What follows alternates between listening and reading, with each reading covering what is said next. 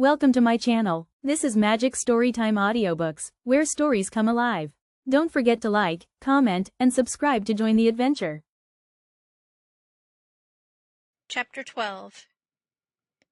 It must have been close on to 1 o'clock when we got below the island at last, and the raft did seem to go mighty slow.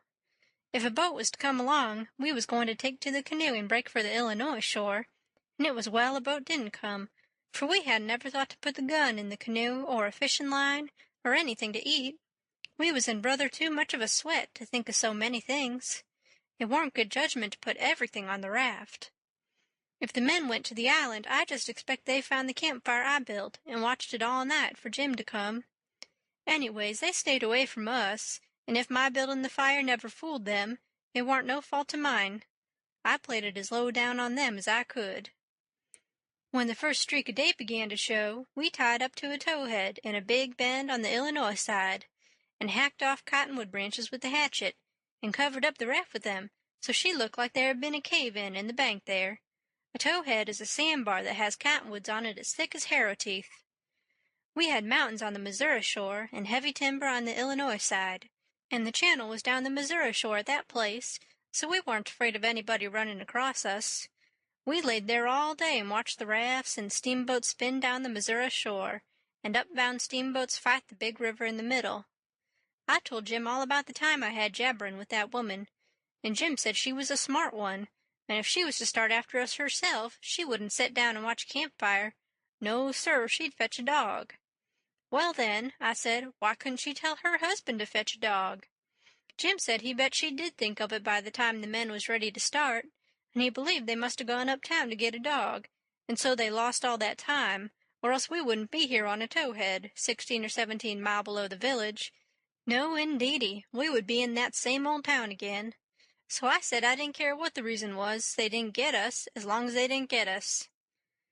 When it was beginning to come on dark, we poked our heads out of the cottonwood thicket, and looked up and down and across, nothing in sight. So Jim took up some of the top planks of the raft, and built a snug wigwam to get under in blazing weather and rainy, and to keep the things dry. Jim made a floor for the wigwam, and raised it a foot or more above the level of the raft, so now the blankets and all the traps was out of reach of steamboat waves.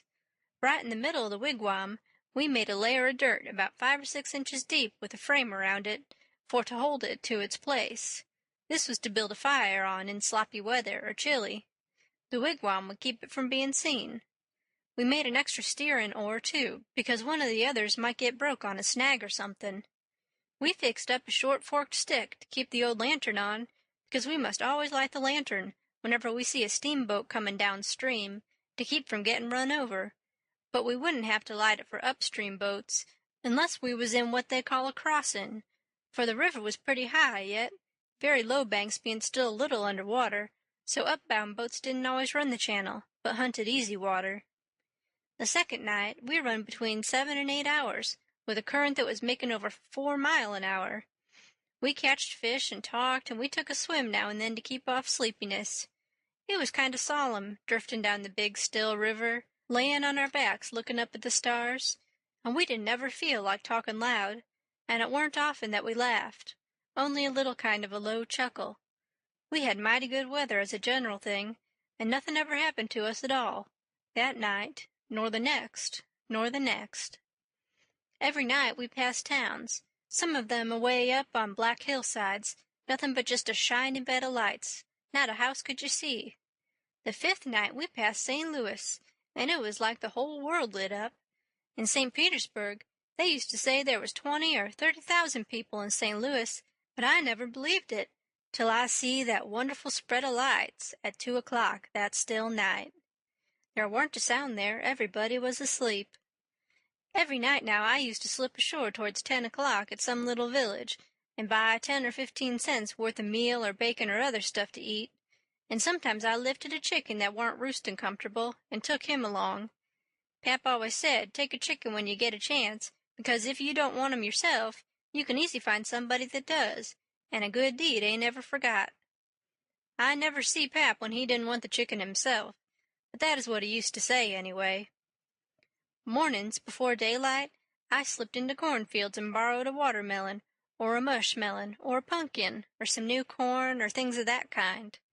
Pep always said it warn't no harm to borrow things if you was meanin' to pay them back some time, but the widow said it warn't anything but a soft name for stealin', and no decent body would do it. Jim said he reckoned the widow was partly right, and Pap was partly right, so the best way would be for us to pick out 2 or 3 things from the list, and say we wouldn't borrow them any more. Then he reckoned it wouldn't be no harm to borrow the others.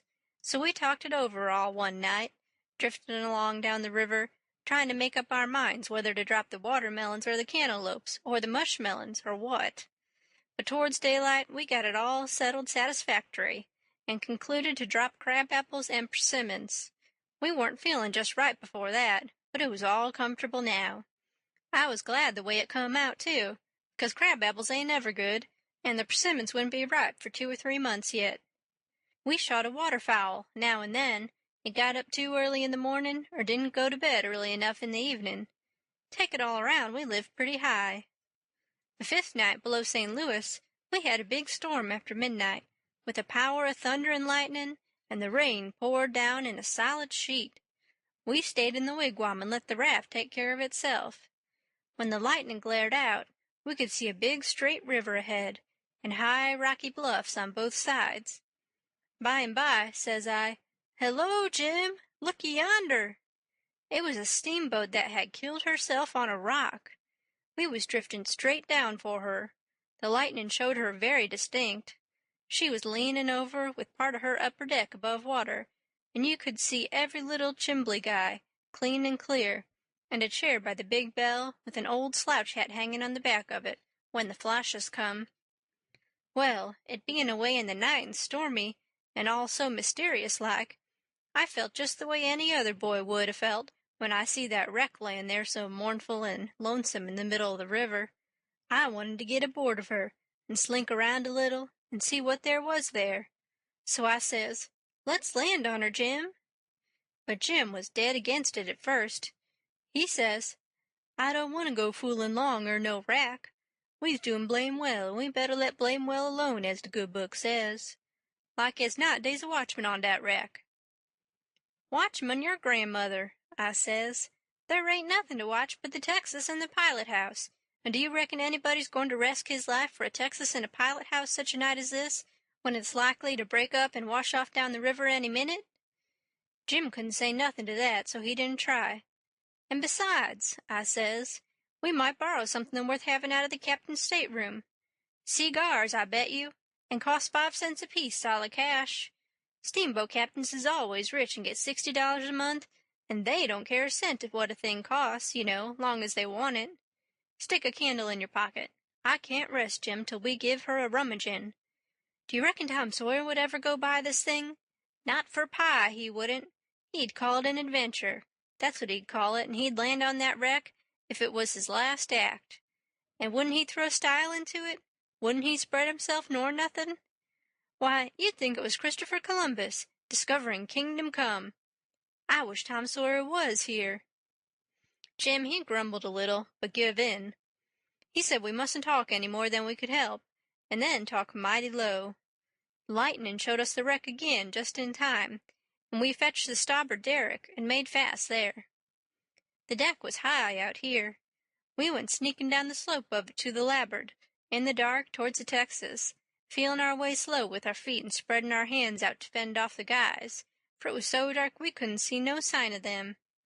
Pretty soon we struck the forward end of the skylight and clumb onto it, and the next step fetched us in front of the captain's door, which was open, and by Jiminy, away down through the Texas hall we see a light, and all in the same second we seemed to hear low voices in yonder.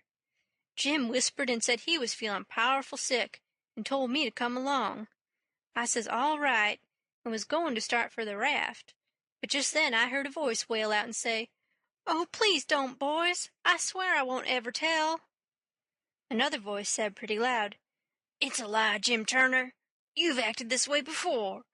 You always want more'n your share of the truck, and you've always got it, too, because you've swore if you didn't you'd tell. But this time you've said it just one time too many. You're the meanest, treacherousest hound in this country." By this time Jim was gone for the raft. I was just a bilin' with curiosity, and I says to myself, Tom Sawyer wouldn't back out now, and so I won't either. I'm a-goin' to see what's goin' on here. So I dropped on my hands and knees in the little passage, and crept aft in the dark till there warn't but one stateroom betwixt me and the cross hall of the Texas. Then in there I see a man stretched on the floor and tied hand and foot, and two men standing over him, and one of them had a dim lantern in his hand, and the other one had a pistol. This one kept pointing the pistol at the man's head on the floor, and saying, "I'd like to, and I orter to, a mean skunk." The man on the floor would shrivel up and say, "Oh, please don't, Bill, I hain't ever going to tell." And every time he said that, the man with the lantern would laugh and say, "'Deed you ain't. You never said no truer thing than that, you bet you." And once he said, "Hear him beg. And yet, if we hadn't got the best of him and tied him, he'd 'a killed us both. And what for? Just for nothing. Just because we stood on our rights. That's what for. But I lay you ain't a-goin' to threaten nobody any more, Jim Turner. Put up that pistol, Bill." Bill says, "I don't want to, Jake Packard. I'm for killing him. And didn't he kill old Hatfield just the same way? And don't he deserve it? But I don't want him killed, and I've got my reasons for it." "Bless your heart for them words, Jake Packard. I'll never forget you long's I live," says the man on the floor, sort of blubbering. Packard didn't take no notice of that, but hung up his lantern on a nail, and started towards where I was there in the dark, and motioned Bill to come. I crawfished as fast as I could about 2 yards, but the boat slanted so that I couldn't make very good time. So to keep from getting run over and catched, I crawled into a stateroom on the upper side. The man came a-pawing along in the dark, and when Packard got to my stateroom, he says, "Here, come in here."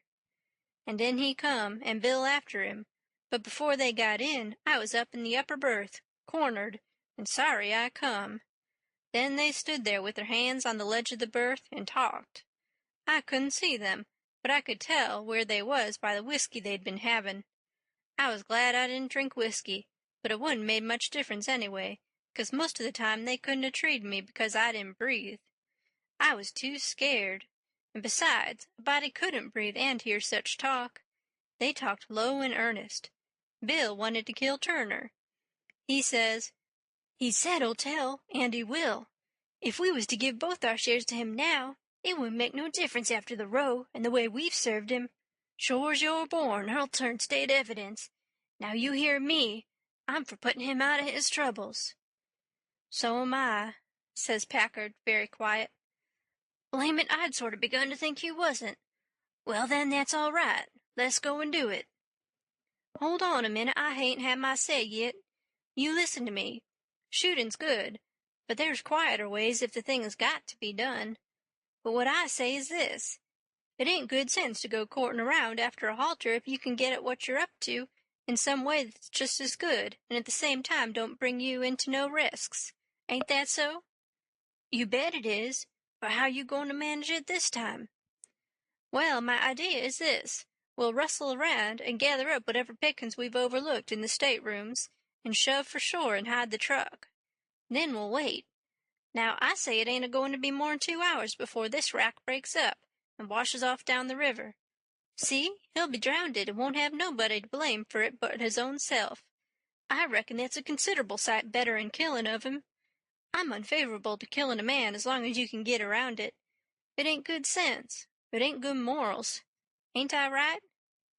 "Yes, I reckon you are. But suppose she don't break up and wash off?" "Well, we can wait the 2 hours anyway and see, can't we?" "All right, then, come along." So they started, and I lit out all in a cold sweat and scrambled forward. It was dark as pitch there, but I said in a kind of a hoarse whisper, "Jim!" and he answered up right at my elbow with a sort of a moan, and I says, "Quick, Jim, it ain't no time for fooling around and moaning. There's a gang of murderers in yonder, and if we don't hunt up their boat and send her drifting down the river so these fellows can't get away from the wreck, there's one of 'em going to be in a bad fix. But if we find their boat, we can put all of 'em in a bad fix, for the sheriff'll get 'em. Quick, hurry. I'll hunt the larboard side. You hunt the starboard. You start at the raft and— Oh, my lordy, lordy, raft? They ain't no raft no mo'. She done broke loose and gone, and here we is. Thank you so much for watching. If you enjoyed the story, don't forget to hit like and leave a comment.